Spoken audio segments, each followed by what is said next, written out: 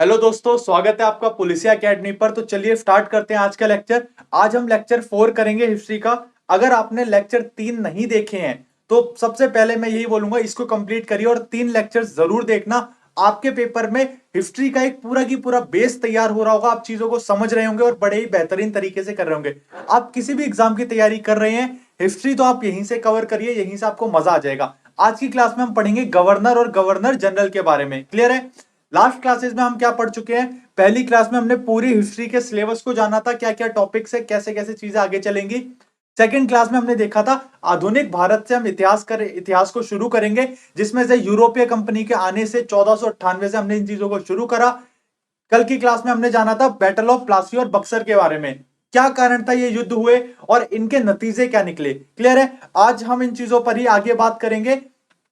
और आज हम स्टार्ट करेंगे क्या, गवर्नर और गवर्नर जनरल। फटाफट से नोट्स बना रहे हो तो आप नोट्स बना लीजिए, इन चीजों को लिखते जाना है, नहीं तो इनकी कंप्लीट पीडीएफ, बिल्कुल इनकी कंप्लीट पीडीएफ आपको हमारे टेलीग्राम चैनल पर मिलेगी। लिंक नीचे डिस्क्रिप्शन बॉक्स में जरूर ज्वाइन कर लीजिए। सारे करंट अफेयर्स वगैरह, आपकी जीके की पीडीएफ, ये सारी अब हम उसमें डालना स्टार्ट कर रहे हैं। फटाफट से टेलीग्राम चैनल को जरूर ज्वाइन करिए। पुलिसिया एकेडमी आप टेलीग्राम पर भी सर्च करेंगे, आपको मिल जाएगा।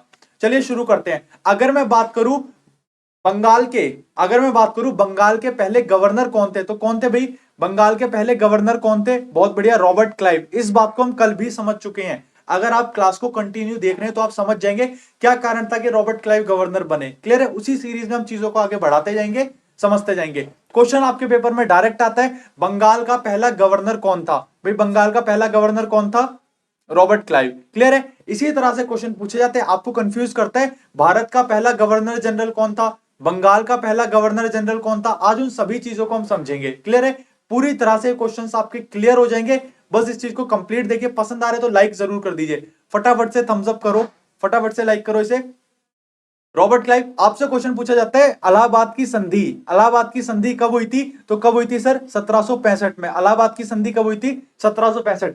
अब रॉबर्ट क्लाइव जो है वो गवर्नर बन गए हैं, तो जब रॉबर्ट क्लाइव गवर्नर बन गए हैं तो ये तरह तरह की नीतियां लेकर आएंगे, मतलब अपनी को ज्यादा स्ट्रॉन्ग करेंगे ब्रिटिश कंपनी को। तो ये तरह तरह की नीति लेकर आएंगे, जिसमें से एक ये क्या लेकर आए थे? द्वैध शासन प्रणाली। क्या लेकर आए थे भाई? द्वैध शासन प्रणाली। सर ये द्वैध शासन प्रणाली क्या होता है? आपसे क्वेश्चन पूछा जाता है द्वैध शासन प्रणाली को किसने शुरू किया था? तो किसने किया था भाई? क्लाइव ने। किसने किया था? क्लाइव ने। द्वैध शासन नीति किसने शुरू किया था? क्लाइव ने। सर ये द्वैध शासन नीति होता क्या है? बड़े ध्यान से समझना। द्वैध शासन नीति होता क्या है? जिसमें दो लोग शासन करते हैं। द्वैध शासन, द्वैध मतलब दो, ठीक है। डायआर्की मतलब कि डाई मतलब टू, क्या भाई? टू मतलब जिसमें दो बंदे शासन करते हैं। कहने का मतलब क्या है, एक कर रहा था ब्रिटिश ईस्ट इंडिया कंपनी और दूसरा नवाब।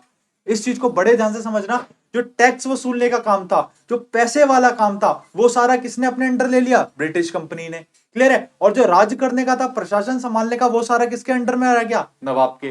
मतलब इन्हीं की जमीन पर यही राज है और ये बिना बात में आकर अब टैक्स लेने लग गए। समझ पा रहे हो? चीजें इसी तरह से चलेंगी। और अच्छा, इसका रीजन क्या था? जब अंग्रेज जीत गए हैं तो वो शासन क्यों नहीं कर रहे? आप इस बात को बताइए। अभी वो माहौल नहीं बना। अब ये धीरे धीरे अपनी पकड़ बनाएंगे, धीरे धीरे घुस जाएंगे इस चीज में। आप समझ रहे हो? कहीं नई जगह जाते हो तो आप धीरे धीरे माहौल बनाते हो ना, बाद में फिर धावा बोल देते हो। वही चीज है। ठीक यही चीज इतिहास खुद को दोहराता है। ठीक यही चीज अभी हमारे कांग्रेस के टाइम पे हुई थी। जब मनमोहन सिंह जी को प्रधानमंत्री बनाया गया था, उस समय भी तो यही था। कौन प्रधानमंत्री बन रहा था? सोनिया गांधी बन रही थी। सोनिया गांधी थी विदेशी, लेकिन भारत के लोगों ने क्या कहा? नहीं, विदेशी नहीं, ये विदेशी है, ये हमारे प्रधानमंत्री नहीं बनेंगी। तो सोनिया गांधी का बहिष्कार होने लग गया। वो चाहती तो बनती, लेकिन उनका बहिष्कार होने लग गया। तो किसे बनाया? विदेशी, विदेशी, लो जी आ गया स्वदेशी। ये क्या बोलते हैं, मनमोहन सिंह जी। समझ गए? तो यही चीज तो यहां चल रही थी। अंग्रेजों को पता था कि अगर हमने राज संभाल लिया तो ये जो जनता है हमारा बहिष्कार करना शुरू कर देगी। इसलिए धीरे धीरे धीरे धीरे धीरे धीरे अपनी पकड़ बना रहे हैं। समझ पा रहे हो? इस चीज को हमने कल की क्लास में बहुत अच्छे से समझा था। द्वैध शासन प्रणाली आप समझ गए होगे। क्लियर है? इतिहास ही खुद को दोहराता है, जैसा अभी मैंने आपको बताया। आगे चलते हैं। क्लाइव के बाद अगले कौन आएंगे? अगले आएंगे सर वॉरेन हेस्टिंग। कौन आएंगे? Warren Hasting. सबसे इंपॉर्टेंट बात, बहुत बार पेपर में पूछता है, 1773 का रेगुलेटिंग एक्ट। ये जो एक्ट्स आते हैं ना, इनको एक नाम देते थे सन के हिसाब से। जैसे ये 1773 में आया था, कंफ्यूज नहीं होना। 1773 तो आपसे पूछा जाएगा 1773 का रेगुलेटिंग एक्ट के बारे में कुछ भी पूछ लेगा। फॉर एग्जांपल, जैसे कि 73 का जब ये रेगुलेटिंग एक्ट आया था, तब इसमें हुआ क्या था? बंगाल का पहला गवर्नर जनरल बना दिया गया था। किसे? वॉरेन हेस्टिंग को। बात आ रही है? आपसे क्वेश्चन ये पूछा जाएगा कि बंगाल का पहला गवर्नर जनरल कौन था? क्लाइव? गलत। बंगाल का पहला गवर्नर जनरल कौन था? Warren Hasting. क्लियर है? भारत का पूछे तो ये भारत के नहीं है, ये बंगाल के गवर्नर जनरल है। कंफ्यूज नहीं हो ना, अभी आगे सारी चीजें क्लियर होंगी। क्वेश्चन क्या बना भाई? बंगाल का पहला गवर्नर जनरल कौन था? Warren Hasting. बंगाल का पहला गवर्नर जनरल कौन था? Warren Hasting. क्लियर हुआ? अब इस बात को समझना है, था क्या भाई? बंबई और इधर आपका बंगाल, और क्या था वो? मद्रास। ये इन जगहों पर ना इन्होंने क्या बनाया था? गवर्नर बना दिया था। ठीक है, क्या बनाया था इन्होंने? अपना गवर्नर। क्या बनाया था? गवर्नर। लेकिन हुआ क्या, आगे आगे चल के क्या हुआ, इनमें आपस में टकराव हो जाते थे। तो इन्होंने क्या करा, कलकत्ता वाले को ना, कलकत्ता वाले को गवर्नर से हटा के गवर्नर जनरल बना दिया। ठीक है, कलकत्ता वाले को क्या बना दिया? गवर्नर जनरल बना दिया। क्या बना दिया? गवर्नर जनरल बना दिया। और बाकियों के गवर्नर को इसके अधीन कर दिया। बात समझ पा रहे हो? इसके मतलब कि उन तीन के ऊपर भी एक लीडर बिठा दिया। बस वहीं से ये चीज शुरू हो जाती है, क्या? गवर्नर जनरल की। क्लियर हो गया? तो क्वेश्चन यही पूछा जाता है, बंगाल का पहला गवर्नर जनरल कौन था? कौन था भाई? Warren Hasting. बंगाल से भी सारी चीजें चल रही हैं, आगे समय आएगा जब भारत का बन जाएगा तब पूरे भारत का एक गवर्नर जनरल होगा। धीरे धीरे धीरे धीरे फिर वायसराय में बदल जाएगा, फिर भारत का एक वायसराय होगा, और फिर धीरे धीरे धीरे धीरे प्रधानमंत्री बन जाएगा। फिर आप आज की डेट में आ जाओगे। समझ पा रहे हो? इस तरह से हम चीजों को देखते हुए चलेंगे। कुछ उस समय क्या हुआ था, एक सुप्रीम कोर्ट बनाया गया था कोलकाता में। क्वेश्चन ये नहीं आता, क्वेश्चन आता है उस सुप्रीम कोर्ट के जो पहले न्यायाधीश थे वो कौन थे। बहुत बार पेपर में क्वेश्चन आया, कौन थे भाई? एलिजा इम्फे। ठीक है, एलिजा इम्फे कलकत्ता के पहले मुख्य न्यायाधीश थे। क्लियर है? एलिजा इम्फे, ये आपको याद रखना है, एलिजा इम्फे। आगे चलते हैं, वॉरेन हेस्टिंग की ही बात हो रही है। बंगाल में वो जो ड्यूअल सिस्टम था ना गवर्नमेंट का, वो इन्होंने खत्म कर दिया। क्लाइव ने जो सिस्टम शुरू करा था, द्वैध शासन प्रणाली, वो इन्होंने खत्म कर दी। क्यों खत्म करी? अगर मैं आपसे बोलूं आप किसी चीज को बंद करना चाह रहे हो, मतलब आप पे कुछ अच्छा प्लान है भाई, समझ रहे हो ना? तो वही चीज यहां थी। क्वेश्चन पूछे ड्यूअल गवर्नमेंट सिस्टम जो था वो किसने खत्म किया, तो क्या आंसर हो जाएगा? Warren Hasting. क्या आंसर हो जाएगा? Warren Hasting. बहुत बढ़िया। अब इन्होंने ड्यूअल सिस्टम खत्म कर दिया, मतलब कुछ नया लेकर आए होंगे। क्या लेकर आए थे ये? वॉरेन हेस्टिंग ने प्रशासनिक व्यवस्था शुरू कर दी, मतलब कि अब शासन भी हम ही करेंगे। क्लियर है? अब जो एडमिनिस्ट्रेटिव है वो हम संभालेंगे। क्लियर है? किस चीज की शुरुआत करी इन्होंने? वॉरेन हेस्टिंग ने प्रशासनिक व्यवस्था की। क्लियर है? आपसे क्वेश्चन पूछा जाता है, जो हमारी भगवत गीता है, भगवत गीता का इंग्लिश में अनुवाद किसने किया था? ये जो अगर आप जीके क्विज लगाते हैं ना, अपनी जीके क्विज आती है, शायद आप सभी को पता होगा, जीके क्विज आती है शाम को 7 बजे, डेली आती है। उसमें 1,000 रुपए का विनिंग प्राइज भी रहता है, आप लाइव देखिए।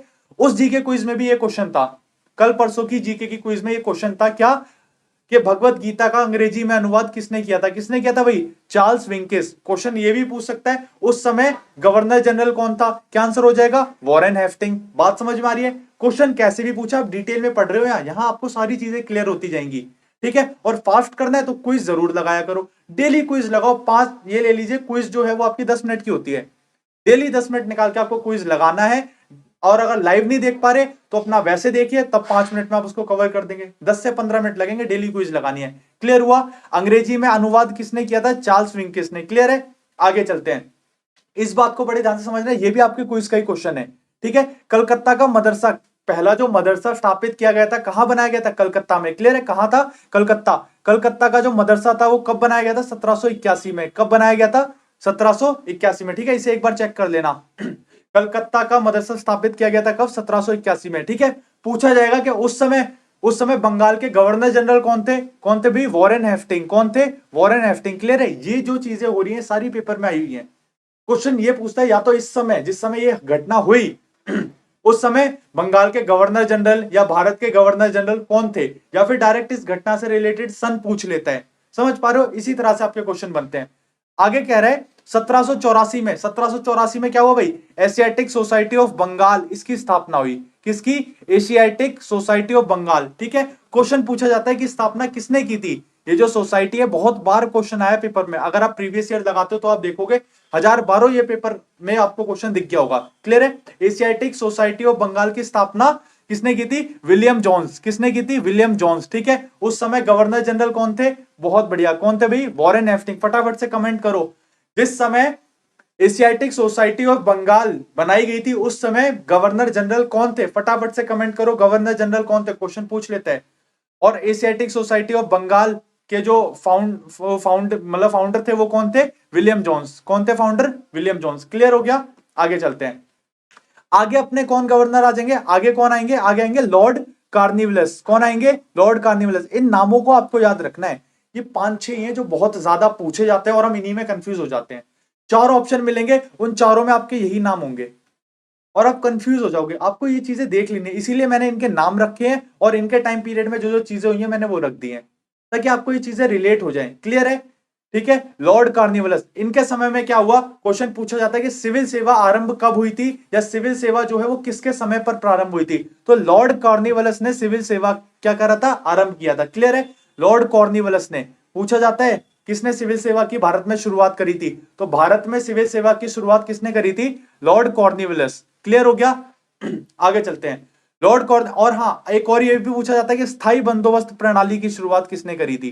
ठीक है, ये क्वेश्चन सारे आपके प्रीवियस ईयर में ही हैं, जहां पे इनको डिटेल में और एक पैटर्न से समझ रहे हो। ठीक है, सिविल सेवा की शुरुआत किसने की थी?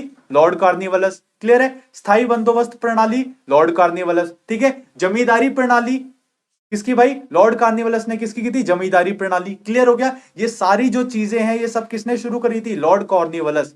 क्लियर है? क्या आपको पता है जमींदारी प्रणाली कैसी होती थी उस समय, ये क्या चलता था? समझते हैं इसको। हाँ, जमींदारी प्रणाली, जमींदारी प्रणाली। अच्छा, होता क्या था? जमींदार तो आप सभी को पता होगा। उस समय क्या था कि जो टैक्स वसूला जाता था, कर, तो था क्या? अंग्रेज, पहले अंग्रेज वसूलते थे, तो अंग्रेजों ने क्या करा? ये कंपनी है, ये है B for British company. Clear है? और ये है के फॉर किसान। क्लियर है? और ये हो गया जे फॉर जमींदार।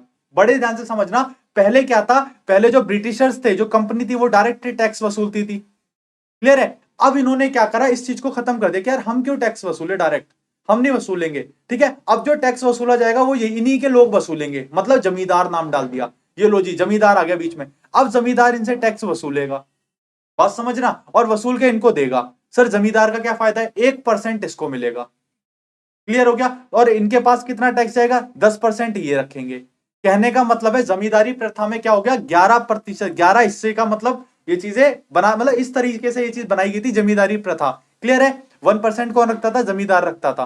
क्लियर है? 1% जमींदार पे जाता था, 10% ब्रिटिश कंपनी पे जाता था, बाकी बचा वो किसान वगैरह का। क्लियर है? जमींदारी प्रणाली आई थी। क्वेश्चन यही पूछा जाता है कि आपकी जो जमींदारी प्रणाली है वो किसके समय में आई थी? लॉर्ड कॉर्निवलस। किसने शुरुआत करी थी इस चीज की? लॉर्ड कॉर्निवलस। क्लियर हो गया? ये चीज आपको याद रहनी चाहिए। आगे चलते हैं, सब कुछ ठीक चल रहा है? फटाफट से कमेंट कर दो जमींदारी प्रणाली का।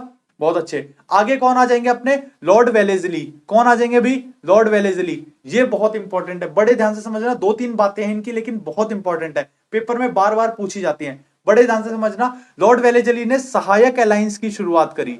किस चीज की? सहायक अलायंस। अच्छा सर, ये सब्सिडी अलायंस क्या होता है? अभी बताता हूं आपको क्या होता है। और क्वेश्चन ये पूछा जाता है, पहला कौन सा राज्य था जिसने इस सब्सिडी अलायंस को एक्सेप्ट कर लिया? अंग्रेजों ने एक पॉलिसी लाए राज्यों के लिए कि हम आपके लिए सहायक संधि लेकर आए हैं। क्या लेकर आए हैं? सहायक संधि। क्या आप इस चीज को स्वीकार लो? तो सबसे पहले कौन सा राज्य था? हैदराबाद। बहुत बार पेपर में क्वेश्चन आया है, सहायक संधि को स्वीकार करने वाला पहला राज्य कौन सा था? हैदराबाद। हैदराबाद पहला राज्य था जिसने सहायक गठबंधन को स्वीकार किया। सर ये सहायक गठबंधन था क्या? इसको बड़े ध्यान से समझते हैं।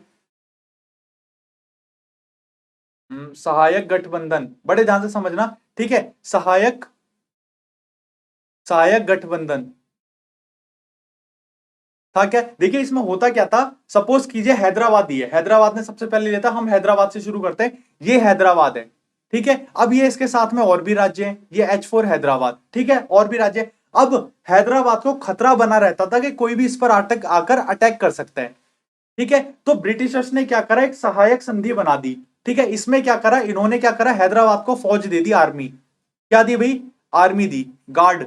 ठीक है, जो ब्रिटिशर्स फौज थी, इन्होंने फौज दी कि हम आपके साथ सहायक संधि करते हैं कि अगर आपके हैदराबाद पर कोई भी अगल बगल का कोई भी आकर अटैक करेगा तो हम आपको प्रोटेक्ट करेंगे। क्लियर है? बदले में अब धीरे धीरे अपनी डिमांडें बढ़ाएंगे। पहले इन्होंने ये करा कि हम आपको आर्मी सपोर्ट देंगे, ठीक है, और प्रशासनिक सपोर्ट देंगे। तो इस हैदराबाद ने हाँ कर दिया। अब यही जो हैदराबाद का पड़ोसी राज्य था, ये लोग इसके पास भी गए अंग्रेज, कि हम सहायक संधि करते हैं आपके साथ, अगर कोई भी आपको खतरा होगा तो हम आपको सपोर्ट करेंगे। ठीक है, इसने भी कर ली। कहने का मतलब धीरे धीरे आप देखोगे हर जगह पर क्या हो गया, अंग्रेजों की ही सेना जो है वो मतलब तैनात होने लग गई। अब एक बार बताओ, अगर यहां पर कुछ लड़ाई होगी तो यहां भी अंग्रेजों की सेना, और इस पर भी कोई लड़ाई होगी तो यहां भी अंग्रेजों की सेना। समझ पा रहे हो? इन्होंने मतलब एक तरह से सैनिकों की उससे भी देखो जाए तो ताकत से भी देखा जाए तो इन्होंने घेरना शुरू कर दिया। क्लियर है? इस चीज को क्या बोला गया? सहायक संधि। क्या कहा गया? सहायक संधि। समझ में आ गया? जितने भी ये हैदराबाद वगैरह जो भी ये राज्य थे इनको क्या करा गया? सहायक संधि के लिए मजबूर किया गया था। क्लियर है?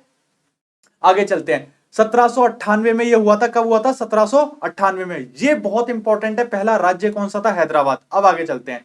अब आ जाते हैं भाई लॉर्ड हेस्टिंग। कौन आ जाते हैं? Lord Hasting. बड़े ध्यान से समझना, मैं केवल इंपॉर्टेंट गवर्नर या गवर्नर जनरल्स को ले रहा हूं ताकि आपको ये चीजें रिकॉल हो जाएं। ठीक है? फिर आप बुक से भी पढ़ेंगे तो आपको याद आएगा, हाँ ये चीज इसके समय में हुई थी। क्लियर हो रही है बातें? लॉर्ड हेस्टिंग को बड़े ध्यान से समझेंगे। आपसे डायरेक्ट क्वेश्चन हिट करता है 1813 एक्ट या 1813 का अधिनियम। 1813 का अधिनियम के बारे में चीजें पूछ लेता है। कैसे पूछता है? ब्रिटिश ईस्ट इंडिया कंपनी जो थी उसको अधिकार दे रखे थे किस चीज का? व्यापार का, कि आप बिजनेस करोगे। ठीक है? और केवल भारत में ही नहीं, चाइना में भी, मतलब जगह जगह जो था वो ब्रिटिश ईस्ट इंडिया कंपनी का व्यापार था। तो जब ये अधिनियम आया 1813 का, तो इन्होंने इसके जो मोनोपोली थी उसको खत्म कर दिया।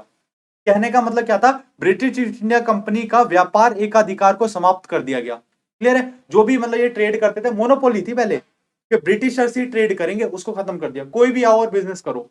क्यों? क्योंकि अब ये शासन में आ रहे हैं। आप समझ पा रहे हो? ये जो भी चीजें बंद करते हैं उसके पीछे का मास्टरमाइंड होता है। समझ पा रहे? इन्होंने मोनोपोली बंद कर दी। क्यों? क्योंकि अब ये शासन में आ गए। अब आओ और भी कंपनी आओ। अब कंपनी आकर ट्रेड करेगी, कोई कंपनी आएगी वो हमें भी टैक्स देगी, खुद कमाएगी तो हमें भी फायदा होगी। इसलिए इन्होंने ब्रिटिश कंपनी जो थी उसका मोनोपोली को खत्म कर दिया। क्लियर है? क्वेश्चन यही पूछा जाता है, ब्रिटिश ईस्ट इंडिया कंपनी का जो व्यापार का एकाधिकार था वो किसने समाप्त किया? Lord Hasting. किसने किया भाई? लॉर्ड हेस्टिंग ने। क्लियर है? कौन से अधिनियम के द्वारा हुआ? तो क्या हो जाएगा? 1813 इस सवाल का आंसर। क्लियर है? एक चीज और था क्या? ये अपनी जमीन, ये किसान वगैरह से इससे रिलेटेड है क्या? रेतवाड़ी प्रणाली। ठीक है? ये पूछा जाता है कि ये कहां से, मतलब इस चीज की स्थापना हुई थी? तो मद्रास में हुई थी। कब हुई थी? 1820 में। कब हुई थी? 1820 में। क्लियर है? कब हुई थी इसकी? ये पूछा जाता है क्वेश्चन। रेतवाड़ी जो प्रणाली है उसकी जो शुरुआत है कब हुई थी? 1820 में। क्लियर है? याद रहेगा 1820 में इसकी शुरुआत हुई थी। आगे चलते हैं। अब हमारे आ जाते हैं लॉर्ड विलियम बेंटिक। बहुत इंपॉर्टेंट, बहुत ही ज्यादा इंपॉर्टेंट। स्टार मार्क कर लेना इस चीज पे, बड़े ध्यान से समझना। इन्होंने बहुत सारे प्रतिबंध लगाए, नई नई चीजें लेकर आए, वो हमें समझना बहुत जरूरी है। इन्होंने मतलब कहा जाए तो जो इंडिया का कल्चर था ना उसके लिए काफी अच्छी चीजें भी करी हैं। ठीक है? फॉर एग्जाम्पल, पहला, सती प्रथा इन्होंने बंद करवाई। मतलब आगे चल के पूरी तरह से बंद हो गई थी, वो किसी और ने करी थी, लेकिन इन्होंने उस चीज की शुरुआत कर दी। ठीक है? तो पूछा जाता है लॉर्ड विलियम बेंटिक, किसने करी थी सती प्रथा पर रोक? किसने? लॉर्ड विलियम बेंटिक ने। कब? 1829 में। क्लियर है? मतलब कई ऐसे ट्रेडिशन थे जो इंडिया में गलत थे, इन्होंने उसमें काफी ज्यादा सुधार करवाया था। दूसरा क्या था? ठगी। होता क्या था? आपने ये मूवी देखी है ठग ऑफ हिंदुस्तान, आमिर खान की? किस किसने देखी है फटाफट से बताओ। पूरी तरह से उसी चीज, मतलब ये उसी चीज पर रिलेट करती है। क्या था भाई? ठगी सिस्टम। होता क्या था? अंग्रेज जो थे वो भाई, मान लो उन्होंने कहीं से माल बनवाया, ठीक है, और उसको बंदरगाह तक लेकर जा रहे हैं ताकि वहां से एक्सपोर्ट करके ले जा सके। अब वो जैसे लेकर जाएंगे यहां तक तो उसी बीच में ठग हो जाता था, लुटेरे लूट कर ले जाते थे। ठीक है? या फिर देखते हो चोरियां वगैरह, मतलब ये चीजें बहुत ज्यादा बढ़ गई थी। ठीक है? उस समय तो इन्होंने क्या करा? ठगी सिस्टम पर बैन लगा दिया। ठीक है? बैन लगाने का मतलब है कड़े कानून आ जाएंगे इसके विरुद्ध, तो लोगों में उस चीज का डर बैठ जाएगा। कब हुआ था? 1830 में। क्लियर है? आगे आ जाता है दास प्रथा, स्लेवरी सिस्टम। अमेरिका में देखोगे सबसे ज्यादा चलता था ये, काले लोगों को मजदूर रखते थे, ये रखते थे। ठीक है? ये चीज भारत में भी थी, तो इन्होंने इस पर भी बैन लगा दिया कि भाई कोई दास वगैरह नहीं है, कोई किसी का गुलाम नहीं है। क्लियर है? इस चीज पर बैन लगाया, तो ये चीज अच्छी थी। और जो सन है ये पूछा जाता है 1830 में ये हुआ था। आगे समझते हैं इनके बारे में। विलियम बेंटिक, एक एक्ट आता है, कौन सा एक्ट? 1833 का एक्ट। आपसे यही पूछा जाता है, आपको ये एक्ट याद रखने, मैंने सारे नहीं डाले हैं, जो इंपॉर्टेंट है आपके लिए मैं वो जरूर लेकर रखता हूं ताकि आप समझ सके चीजों को। 1833 का एक्ट आया। इस एक्ट में क्या था? ब्रिटिश ईस्ट इंडिया कंपनी का व्यापार एकाधिकार पूरी तरह से समाप्त कर दिया गया। मैंने अभी थोड़ी देर पहले आपको बताया था कि तब जो था, जो एकाधिकार पूरी तरह से समाप्त नहीं किया गया था। चाइना में भी अधिकार हो गया, या फिर अगर इसमें बात करें तो जो अंग्रेजों को था वो चाय का अधिकार, जो टी की जो मोनोपोली थी वो उनको दे रखी थी, लेकिन विलियम बेंटिक ने पूरी तरह से उस चीज पर बैन लगा दिया। क्लियर है? ब्रिटिश ईस्ट इंडिया कंपनी का व्यापार का एक अधिकार पूरी तरह से समाप्त हो गया था। क्या ये चीज आप क्लियर कर पा रहे हो? क्या बताना चाह रहा हूं? आप इस बात को समझ रहे हैं? पूरी तरह से बैन लगा दिया। पहले भी बैन लगाया था, लेकिन पहले चाय करने का जो इनका व्यापार था वो हो गया, इस पर बैन नहीं लगा था। चाइना से ये ट्रेड कर रहे थे, उस पर बैन नहीं लगा था, लेकिन इसमें इन्होंने पूरी तरह से बैन लगा दिया। क्लियर है? तो ये पूछा जाता है किसने लगाया था? Lord William Bentinck. क्लियर है?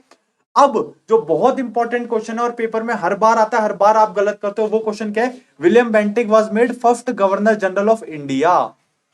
जब ये इतने ज्यादा सुधार करेंगे चीजों में, इतनी ज्यादा चीजें लेकर आएंगे, सती प्रथा बंद करा देंगे, दास प्रथा बंद करा देंगे, तब आप इस चीज को तुरंत ही समझ पा रहे हैं। ठीक है? तो ये क्या बन जाते हैं भाई? हमारे first governor general of India, Bharat के पहले गवर्नर जनरल बन जाते हैं। आपसे क्वेश्चन पूछा जाता है भारत के पहले गवर्नर जनरल कौन है? बच्चे क्लाइव टिक करते हैं, ठीक है, कभी कोई टिक करते हैं, लेकिन सही आंसर क्या है? भारत के पहले गवर्नर जनरल कौन है? William Bentinck. फटाफट कमेंट करो, भारत के पहले गवर्नर जनरल कौन थे? पहला गवर्नर जनरल, भारत के पहले गवर्नर जनरल कौन थे भी? William Bentinck. इस सवाल का उत्तर हो जाएगा। क्लियर है? बहुत इंपॉर्टेंट क्वेश्चन है।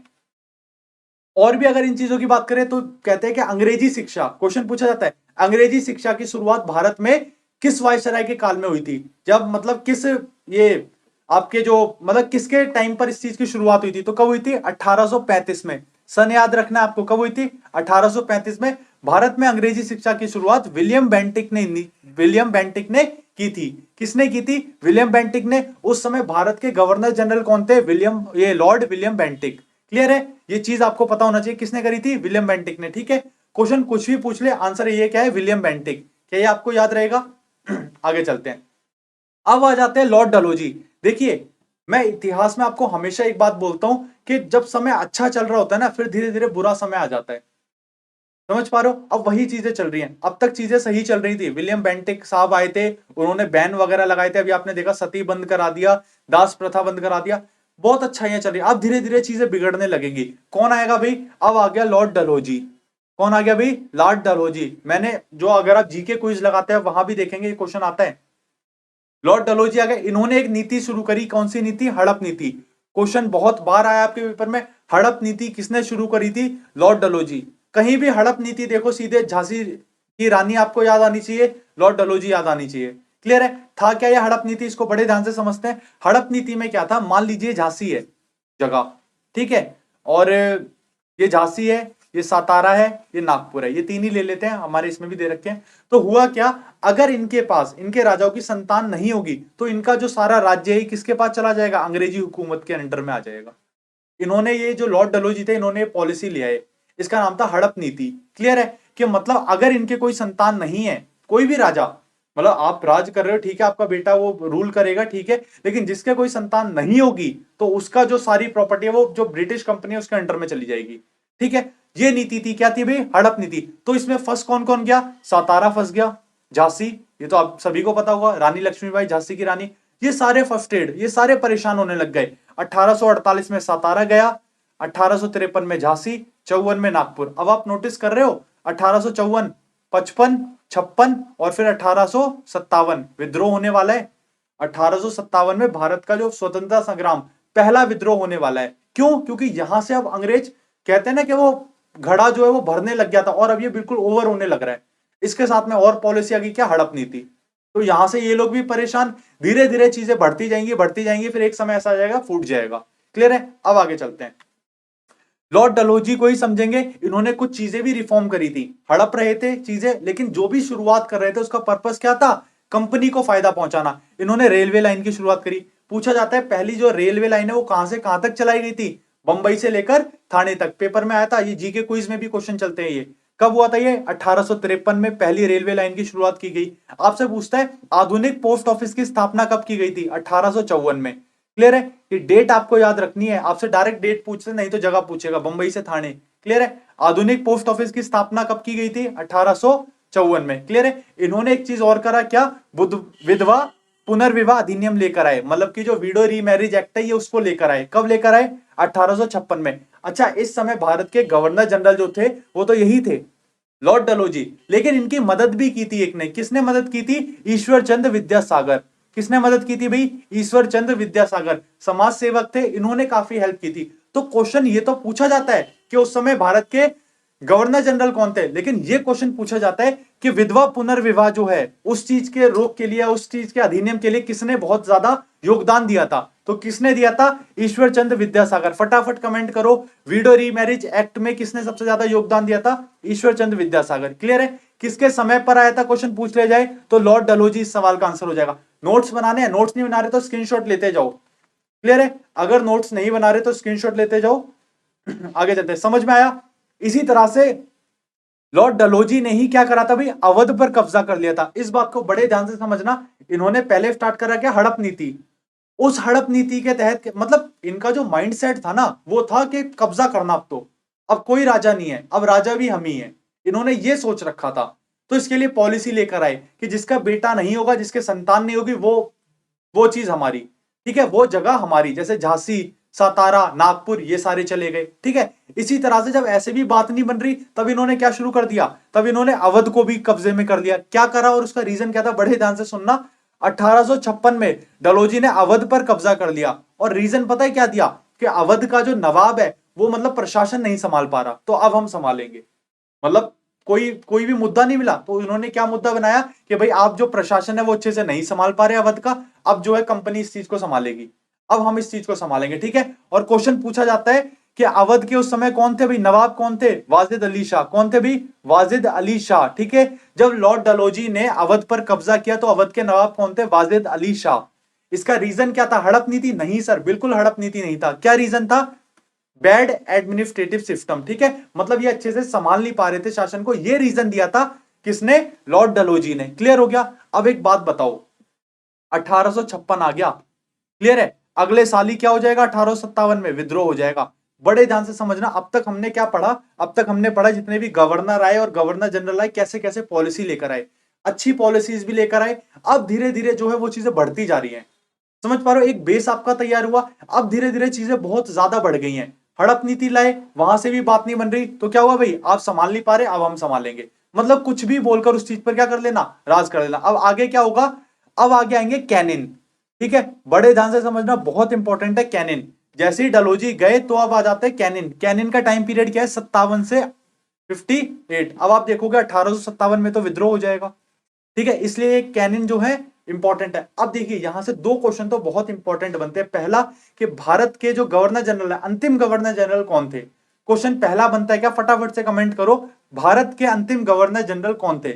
अगर आपसे पूछा जाए भारत के अंतिम गवर्नर जनरल कौन थे तो नाम आ जाएगा कैनिन, क्योंकि यहीं पर 1857 का विद्रोह हुआ तो यही रहेंगे। इसके बाद से क्या होगा, जो ब्रिटिश कंपनी है वो नहीं चाहेगी कि दोबारा ऐसा कोई विद्रोह हो, भाई सारी शक्ति चली जाएगी हमारे हाथ से, इतना फायदा होता है भारत से तो, ठीक है। इन चीजों की वजह से क्या रीजन था, वही कारतूस वाला, मतलब ये छोटे मोटे इन लड़ाइयों की वजह से हमारा पूरा राज चला जाएगा। तो क्या करेंगे, भारत में जो गवर्नर जनरल था, गवर्नर जनरल का जो पद था उसको समाप्त कर देंगे विद्रोह के बाद। भाई चलाना है ना, अंग्रेजी जीत गए थे, पता ही है ये बात, ठीक है। सो विद्रोह था वो फेल हो गया था, तो करते क्या है, जो गवर्नर जनरल था उस पद को खत्म कर देंगे और आएंगे कौन वहां से, वायसराय। कौन आएंगे, वायसराय आएंगे भारत में, ठीक है।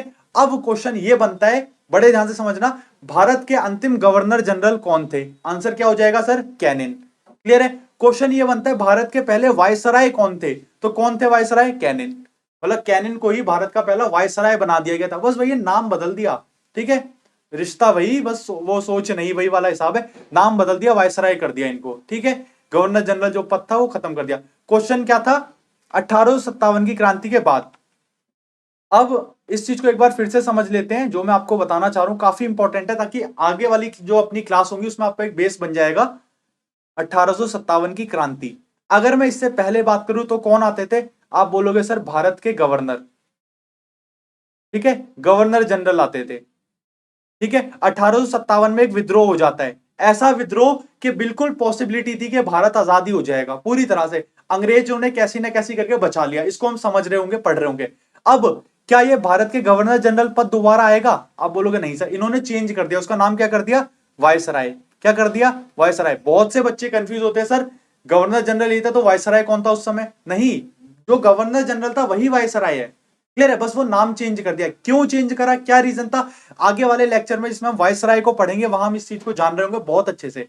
बस रीजन मैंने आपको बता दिया, 57 का विद्रोह, ऐसा विद्रोह दोबारा ना हो जाए इसलिए गवर्नर जनरल जैसे पद को हटा दिया गया, इसकी जगह वायसराय आ गया। डायरेक्ट ईस्ट इंडिया कंपनी जो है वो डायरेक्ट जो क्राउन है वहां से शासन शुरू करेंगे, कोई भी कंपनी का राज नहीं रहेगा। ये सारा हम वायसराय में पढ़ रहे होंगे, बात आई समझ में।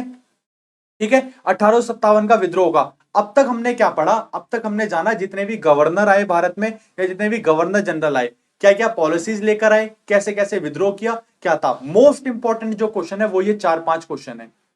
ये क्वेश्चन जरूर आते हैं और आप सारे इसमें गलती करते हो। मुझे फटाफट से इनके आंसर बताओ, मैं नहीं बताऊंगा, मैंने एक एक क्वेश्चन पर आपको डिटेल में बताया। पहला क्वेश्चन, भारत बंगाल के गवर्नर कौन थे? बंगाल के गवर्नर मैंने कल की क्लास में भी कराया था, बंगाल के गवर्नर कौन थे? बहुत बढ़िया। सेकंड क्वेश्चन का आंसर दो, कमेंट करना आपको आंसर, मैं इसके आंसर बिल्कुल नहीं बताऊंगा। अगर आपको नहीं आता वीडियो को बैक करो, जहां पर ये चीज चल रही थी वो देख कर आओ, ठीक है। सेकंड क्वेश्चन है, बंगाल का पहला गवर्नर जनरल कौन था? ध्यान रखना, बंगाल का ही पूछ रहा है ये अभी, क्लियर है। थर्ड क्वेश्चन क्या है, भारत का पहला गवर्नर जनरल कौन था? क्वेश्चन बड़े ध्यान से समझना है, भारत का पहला गवर्नर जनरल कौन था, क्लियर है। चौथा तीसरा क्वेश्चन हो गया आपका। फोर्थ क्वेश्चन है, भारत के अंतिम गवर्नर जनरल कौन थे? अभी थोड़ी देर पहले हम पढ़ के आए हैं, क्लियर है। ये चारों क्वेश्चन के आंसर आप नीचे कमेंट करोगे। आपको लेक्चर कैसा लगा मुझे कमेंट करोगे, इस सीरीज को आगे कंटिन्यू करूं या फिर नहीं करूं, ये आप जरूर मुझे कमेंट करेंगे। पसंद आ रहा है तो लाइक शेयर जरूर कर दीजिए, शेयर जरूर कर देना, अच्छा रिस्पॉन्स है, ताकि ऐसी और चीजें लेकर आते रहें। अगली क्लास में हम पढ़ेंगे क्या, 1857 का विद्रोह, क्लियर है। कल की क्लास में हम 57 का विद्रोह पढ़ेंगे, 4 बजे आपकी क्लास आएगी जैसे आती है। तब तक के लिए मेहनत करते रहिए, मिलते हैं नेक्स्ट लेक्चर में। Thank you.